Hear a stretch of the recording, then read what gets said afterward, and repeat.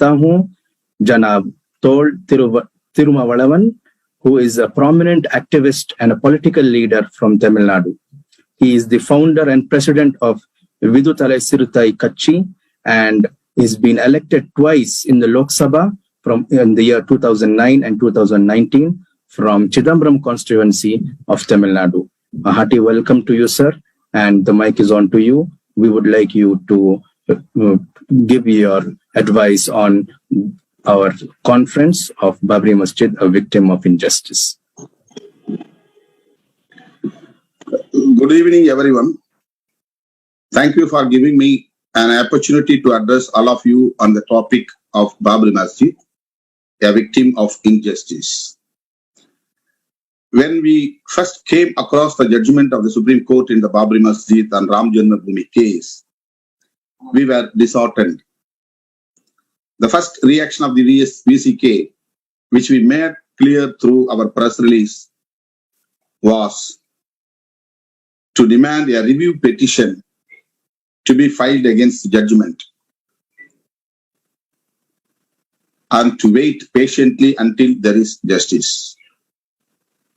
This judgment of the Supreme Court came after a 10-year legal battle challenging the Allahabad High Court judgment on the question of ownership of the contested land.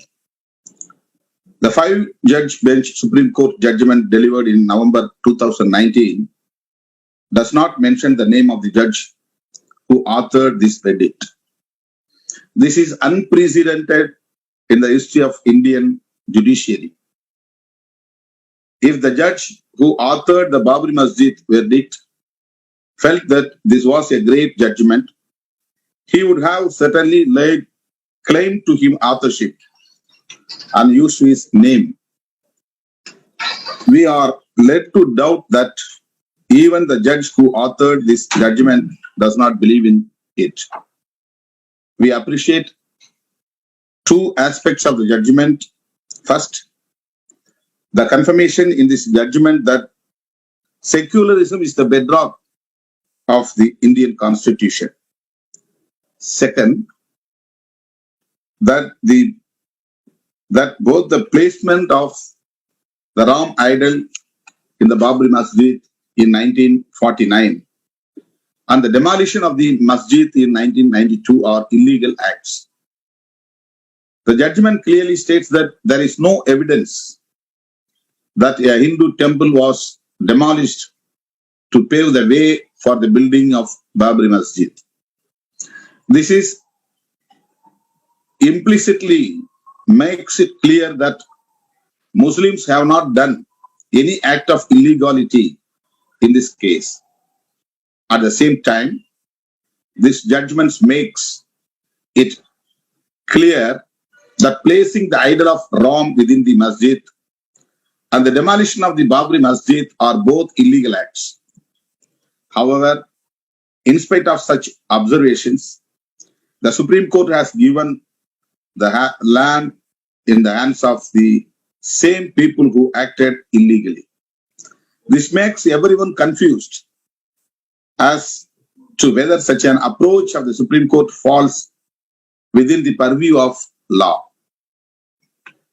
The Allahabad High Court in its 2010 judgment, in this case, divided the contested 2.77 acres of land into 3 and awarded 1 portion to the Muslims and 2 portions to the Hindus because people felt that this itself was unjust.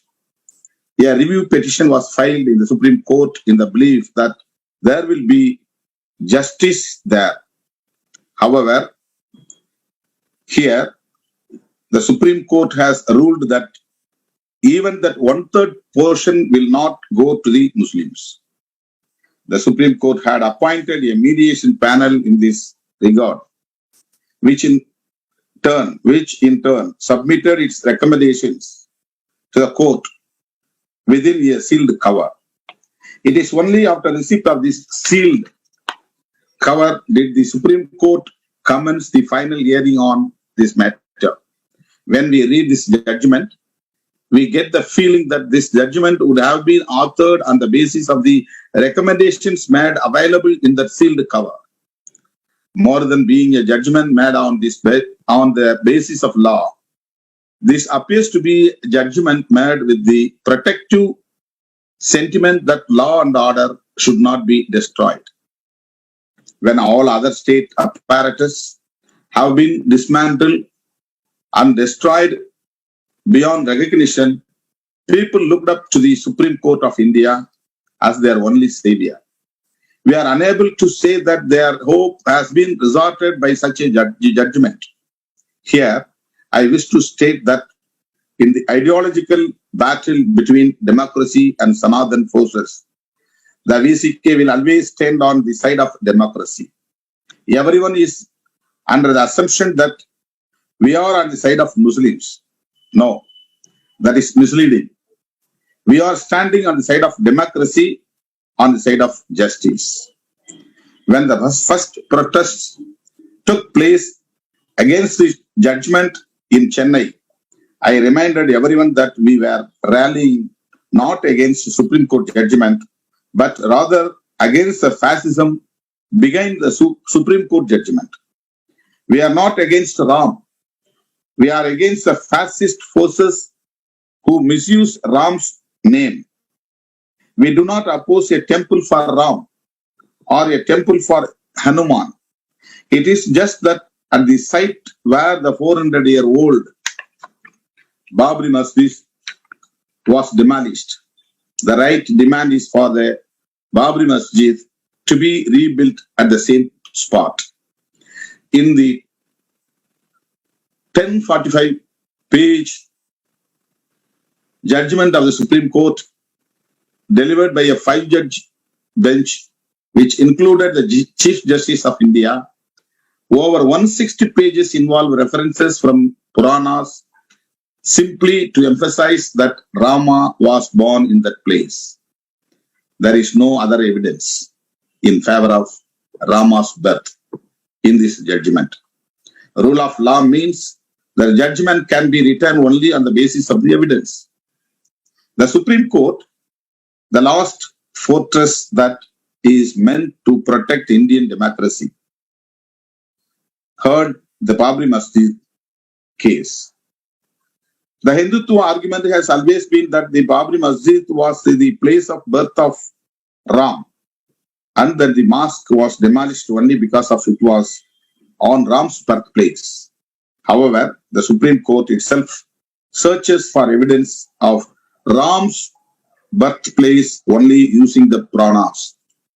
Likewise, on the question of pre-existing structure under the Babri Masjid, the Supreme Court has held that the pre-existing structure was not a temple, and also that it was not a mosque, based on the observation of ASI.